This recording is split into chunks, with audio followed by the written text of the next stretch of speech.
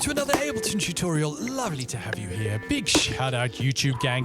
Big shout out Patreon gang. Full Patreon members will be able to download this entire set from today, including anything that I make to use in anything that you make. I love hearing the stuff that you guys are making and sharing, using the stuff that we explore on this channel here together. It's really awesome. I love that. So, what are we looking at today? Well, today I wanted to look at something a little bit more conceptual. Most of my videos on this channel, like, you know, here's a cool way you can cut up a sample and get some weird results, or here's some weird granular glitchy drum stuff that you could do. Yeah, this sounds cool. But I get a lot of questions. How do you go from there into something more like a full track, something that you might want to release? So I wanted to look a little bit at that today. How do I think about structuring this music? How do I think about putting a piece of music together? So I'm imagining a scenario where I've made something cool. I've made a patch. I'm enjoying the sounds. The bleepity bloopiness of it all is really exciting me. But I want to know, how do I get from there into a full track? So today I'm not going to go so deep into the actual patch itself, but more just the idea of how to take that into something a bit more full, a bit more developed. So I've prepared what you can hear in the background as a sort of starting point for this. This is, I've made something that's exciting. Let's explore it. First, let's take a look at some of the layers here. First, I have... it's a drone. It's just a drone. It's handy to have that kind of stuff to hand, I find, when I'm thinking about these things and working on this stuff. The main thing that's happening here is this Rampling rack that I made, my instant IDM vibe generator. If you want to grab this rack and learn how to make stuff with it yourself, link is in the description below. It's being triggered using a rotating rhythm generator. I'll quickly show you the sounds that are on this rack. First of all, let's turn off all of the effects, and we've got 4 layers here. Little drum machiney kind of stuff, some old school drum machiney stuff, a snare drum, there we go, some percussion stuff, and this cello. I'm going to turn the effects back on. So that's that layer. It's being triggered by the rotating rhythm generator. I'm going to come back to that in just a little minute. And then the other layer is this piano sound that I made. It's got 2 layers. One of them is just a basic piano sound. Playing it using my Push 2 here. That's piano from the Native Instruments Contact 5, the Unicorder. And then there's a layer that takes whatever input notes happen there and just adds some other notes sort of similar and around it. So again, if I play these 2 notes. So this is really satisfying to play with.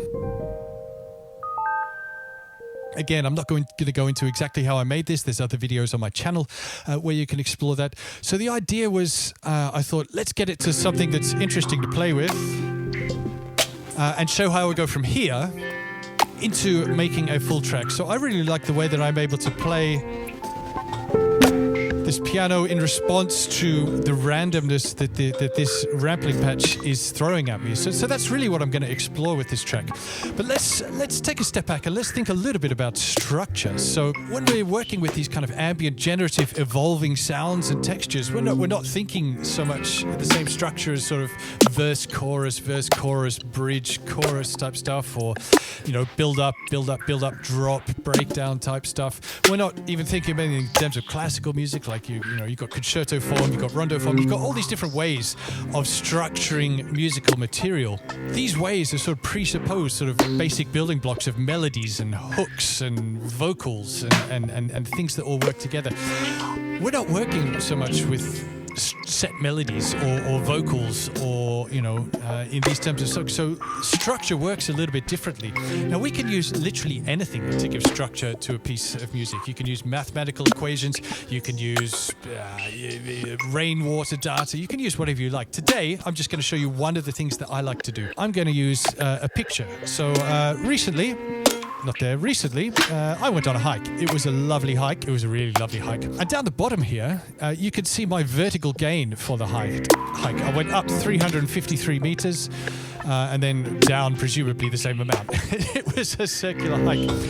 So I'm going to use this data to structure my song. You don't have to use that. There's a wonderful video here on the Ableton YouTube channel of a wonderful composer, Meredith, and the way that she uses these kind of diagrams that she draws to structure her pieces of music.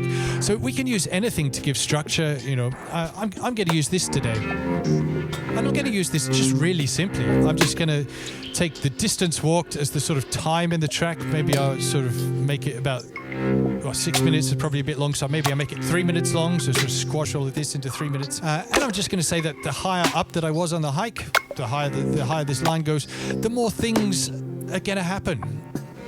So I'm going to set up a situation with this Rampling rack where I can control how much is happening.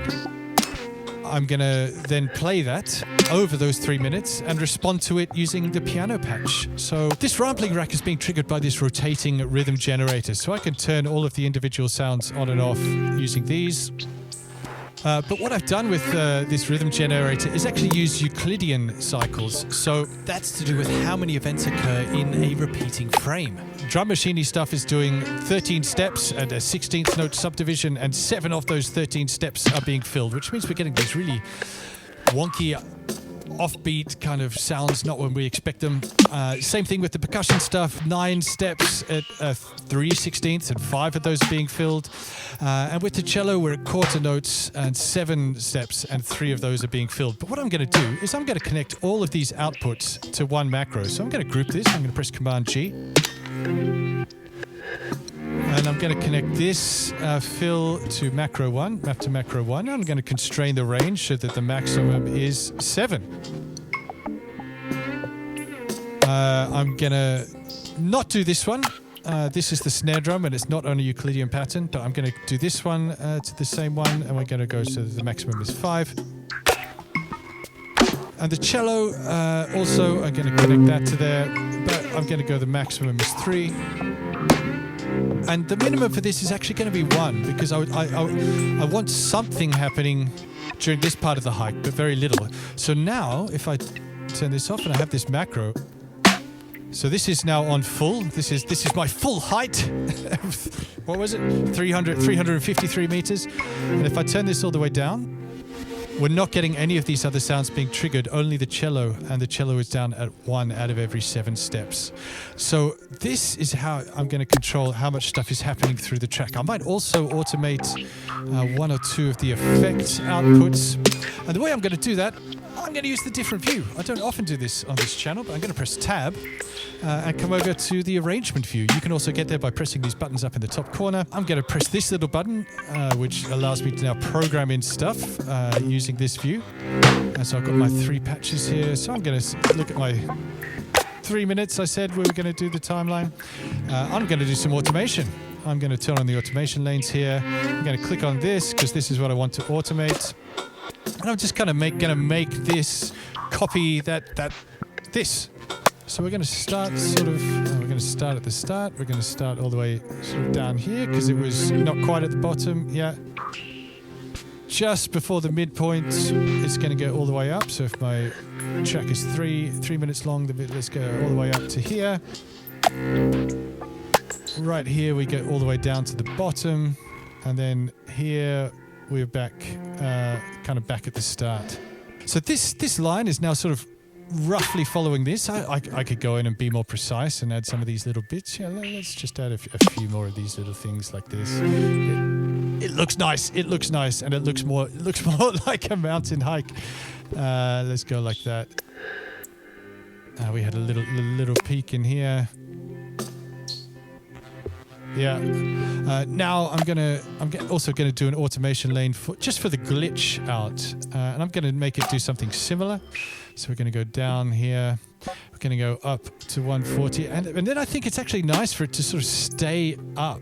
It's like kind of like we've gone up, and the view we still have the view with us. Let's make it do something kind of like that. I think that's gonna be nice. I'm just gonna press stop. Right. Okay. So now I've got these lanes, these automation things, especially if I go back to the other one, that are kind of they're roughly following this. And now I have a structure. I have a start a start point. Things are going to happen. Things are going to get a bit more crazy. They're going to come down here, and then it's going to return to sort of the start point. I've got my rack throwing stuff at me. I've got my piano sound here that I'm going to respond with.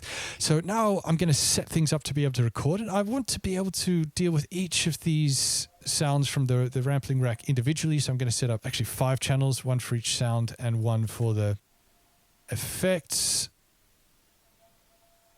So I'm going to come in here, select audio in, and I want to Rampling rack. Yep, and I want to take sound 1 post mixer.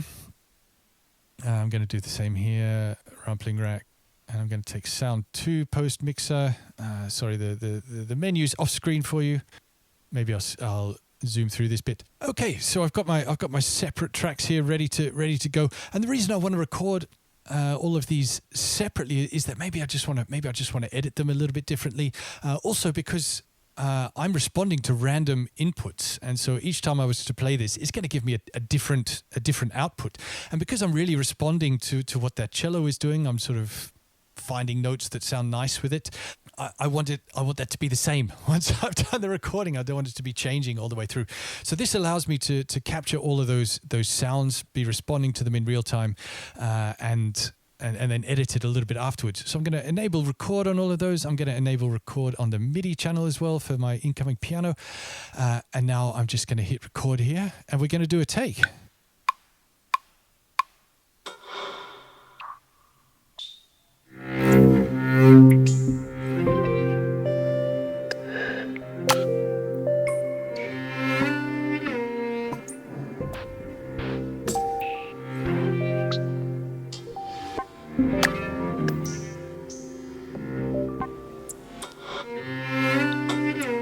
So I'm really trying to copy that little cello melody every now and then. Maybe some little flourishes.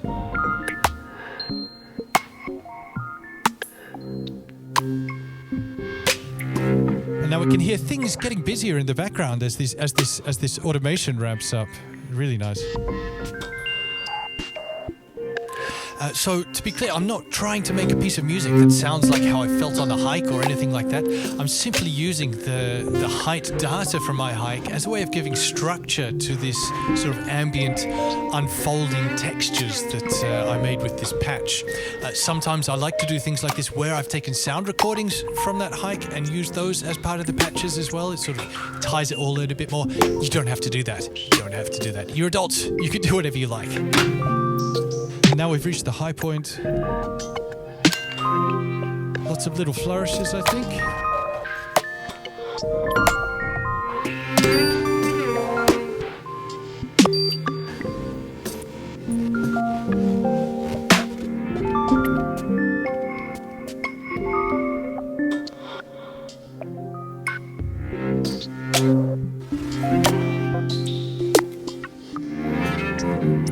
Now it's really quieting down again now, but the sort of glitchy effects are really taking over. I'm thinking maybe because I've recorded the separate outputs from that Rampling rack, maybe here I do something sort of filtering down the snare drum or giving it some more reverb or something, and a little bit of post-processing. Another good reason to record those parts individually.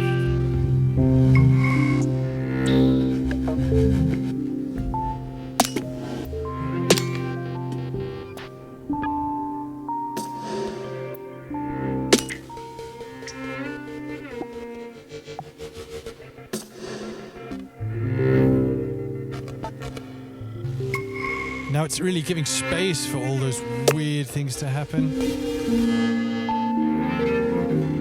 So because we're thinking of this structure not in terms of melodies or build-ups or drops or hooks or these sorts of things, but rather experiencing the unfolding and the changing and the way that these sounds are developing and taking and interacting with each other. Even a super simple structure like this really gives space to experience those things, to hear all these sounds in their different contexts. So now I've got a take. I've got one pass. I've followed the arrangement of the mountains here. I was responding to what was going on. What I would usually do now is probably just Same again. Record another 3 or 4 takes. And usually when I'm recording them, I'm like, oh yeah, this is a really nice one. There's some really nice ideas coming out. I'm sort of really finding different ways of responding and things are really working. But because I've got the recorded audio of each one, I'm not now relying on the randomness of the rack. I can really go in and say, yeah, this was really nice. Actually, I don't want that little snare drum there or something. I can go in the MIDI on the piano sound and I can actually say, yeah, that one note, that wasn't great, that wasn't so great. But now I've got a structure, I've got a track. And basically, it's then the finer details, just mixing that down, getting it to sound nice, getting it, perhaps I do want to add that drone sound. I don't know, perhaps I just bring out a couple of other things a little bit more. But this is how I go from a hike to a structured track. I hope you guys found this useful, but yeah, this is how I think about structure within this kind of generative music. Lovely to have you here. Till next time.